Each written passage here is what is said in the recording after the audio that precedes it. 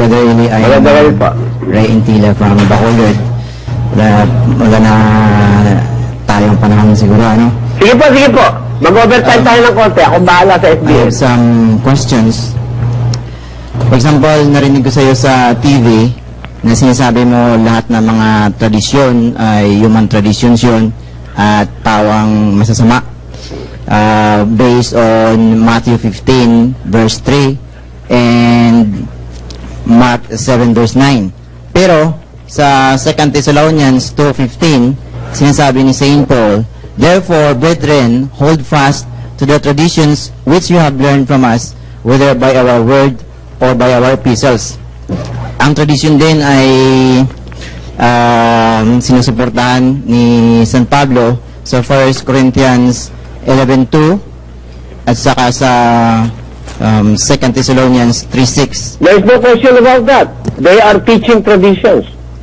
But traditions that is not contrary to the Bible.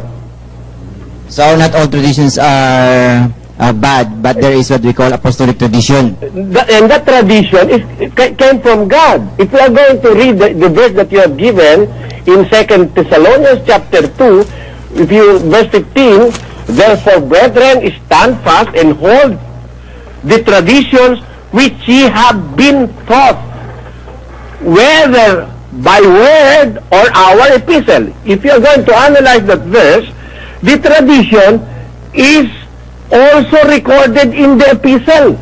So that's apostolic tradition. Did you notice that, brother? The tradition is also recorded in the epistle or No. by the word of the apostles. Therefore, if you can find traditions contrary to what is written in the epistle, that is a tradition that came from unauthorized sources. And we must not believe on those.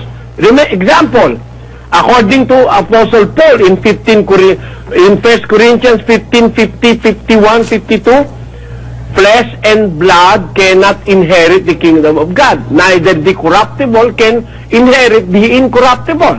Now, there is a tradition in the Catholic Church that Mary was brought up in the cloud or into heaven, body and soul. Where did you get that tradition that is contrary to the Bible? Brother Eli, before we go there, 2 Thessalonians 2:15 says, "The traditions which you have learned from us, whether by our word or by our epistles." Ibig sabihin, hindi pala lahat ng tradition ay sinulat.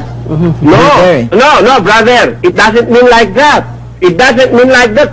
Certainly not. You see, whether by our word or by our epistle. Why? Because Paul have had the opportunity to talking to these people without epistle, without letters. And there are times when he communicate to them with letters. Sometimes he preach personally to them. So dalawang klaseng tradisyon, written at saka oral. Oral dahil narinig nila. Katunayan, tinan mo yung 1 Corinthians, it is an epistle. Can we stick to 2 Thessalonians 2:15, Brother Eli? Can we stick to 2 Thessalonians 2:15? Kasi sinasabi niyan, tradisyon na inyong nalaman mula sa amin sa pamamagitan ng salita o sulat. So dalawang klase pala yun. Oo nga, galing nga sa mga apostol yun. And the apostle, kahit na yun ay sinabi lang nila, dapat paniwalaan na member yun. Ngayon, how do you come to know na yung tradisyon na yan totoo? Dahil yung sinabi nila, sinusulat din nila yun Wala naman silang sinabi na hindi nila sinulat Okay, let's go to